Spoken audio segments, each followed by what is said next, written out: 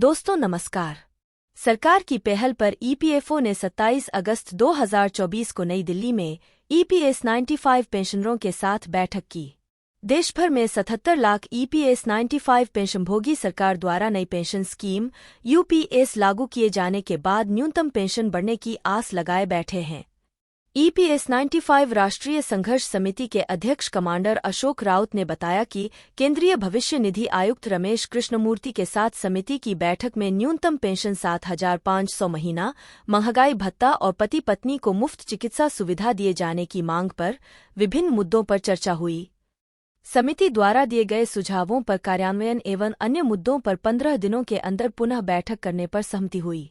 बैठक में समिति के पदाधिकारियों ने स्पष्ट कहा कि जब यूपीएस में सरकार अपना अंशदान 18.5% दे रही है तो ईपीएस में 1.16% ही क्यों?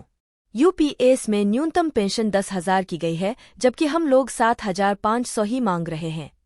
राष्ट्रीय महासचिव वीरेंद्र सिंह राजावत ने बताया कि एक ओर ईपीएफओ मुख्यालय पर बैठक की जा रही है, दूसरी ओर देश भर में ईपीएफओ कार्यालयों में प्रधानमंत्री और श्रम मंत्री के नाम ज्ञापन दिए जा रहे हैं।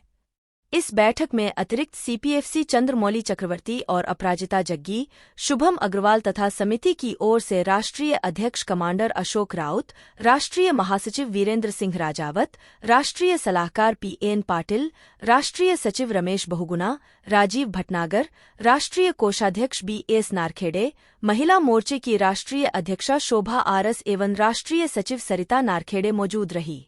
लोकसभा चुनाव में झटका खाने के बाद अब मोदी सरकार संभल गई है।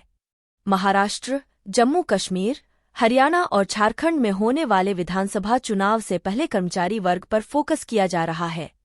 अब प्राइवेट कंपनियों में काम करने वाले कर्मचारियों के पेंशन फंड के लिए वेतन सीमा 15,000 रुपये से बढ़ाकर 21,000 रुपये करने की बात सामने आ रही है। इसका आदेश कब तक जारी होगा, यह देखने वाली बात है।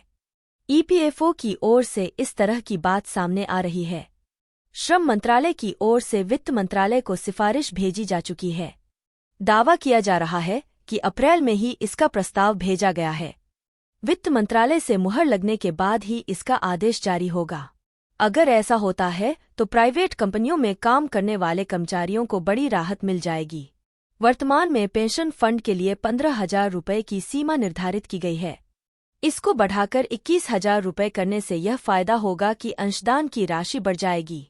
निश्चित रूप से कर्मचारियों को पेंशन के रूप में अधिक पैसा मिल सकेगा। उम्र के आखिरी पड़ाव में यह काफी सहारा साबित हो सकता है।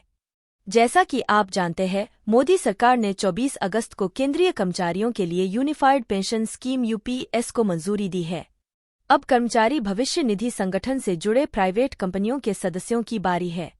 प्रोविडेंट फंड यानी पीएफ और पेंशन में योगदान बढ़ने का इंतजार किया जा रहा है। बताया जा रहा है कि कर्मचारी पेंशन योजना 1995 के तहत 1 सितंबर 2014 से वेतन सीमा 15,000 रुपये है। वेतन सीमा 21,000 होने से अधिक कर्मचारी ईपीएफ और ईपीएस योजनाओं के दायरे में आ जाएंगे। उन्हें रिटायरमेंट के बाद अधिक पेंशन मिलेगी।